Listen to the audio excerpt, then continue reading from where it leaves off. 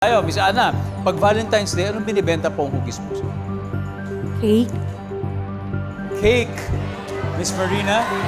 Ganyan, ganyang hugis. Kanin. Kanin! Okay yan ha. Extra rice pero heart shape. Judy? Necklace. Necklace.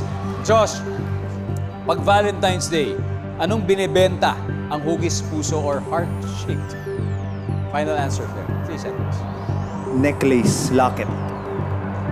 Necklace, locket, or jewelry. Sabihin natin jewelry. Nandiyan ba yung survey? Wala! O, tignan natin yung na-miss out. Everybody, number 6. Not. Number 5. Pillows. Montik na. Malapit na sa stuffed toy yan. And number 3 ay cake.